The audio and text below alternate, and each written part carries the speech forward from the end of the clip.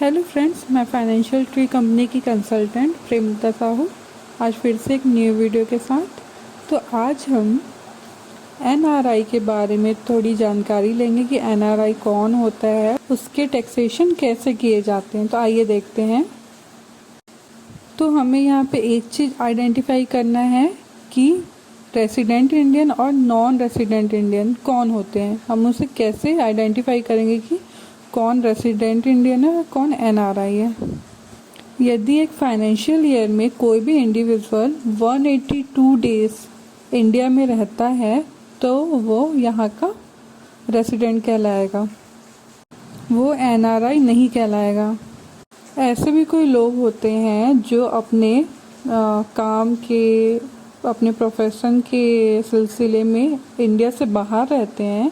तो ऐसे केस में अगर वो 4 साल के अंदर 365 दिन इंडिया में रहते हैं तो भी वो इंडिया के रेसिडेंट कहलाएंगे। अब बात करते हैं कि एनआरआई किस चीज़ में टैक्स पे करेगा। यदि एनआरआई का इनकम का कोई भी स्रोत इंडिया में है, भले ही वो फॉरेन में रह रहा है, लेकिन अगर उसका इनकम का स्रोत इंडिया में है तो उसको उस चीज़ में टैक्स पे करना होगा। फिर जैसे भी उनका जितना भी इनकम होगा, इंडिया के टैक्स स्लैब के आधार पर उनका इनकम टैक्स लगेगा। और यदि आपको इसके बारे में कुछ और जानकारी चाहिए तो हमारे फाइनेंशियल ट्री की वेबसाइट नीचे दी गई है, या तो आप फ़ोन या व्हाट्सएप भी कर सकते हैं। आपको डिस्क्रिप्शन बॉक्स में सारी चीज़ें मिल जाएंगी। अब हम यहाँ पे देखते हैं कि कौन कौन सी चीज़ें हैं जिसके ऊपर एनआरआई को इनकम टैक्स पे करना होगा। यदि आप बाहर और इंडिया के अंदर आप कोई भी सर्विसेज दे रहे हैं तो उस पर आपको जो सैलरी मिल रही है उस पर टैक्स चार्ज होगा।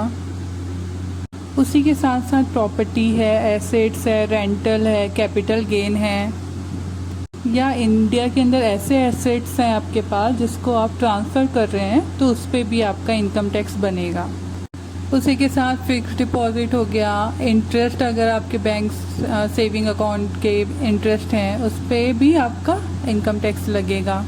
जैसे इंडिया के रेसिडेंट पर्सन होते हैं उनको कोई कोई चीज़ों में डिडक्शन प्रोवाइड होती है, वैसे ही एनआरआई को भी डिडक्शन प्रोवाइड होती है। देखते हैं कौन कौन से डिडक्शन है वो। जैसे मान लीजिए उनका लाइफ इंश्योरेंस प्रीमियम का पेमेंट है, उस पर डिडक्शन दिया गया है।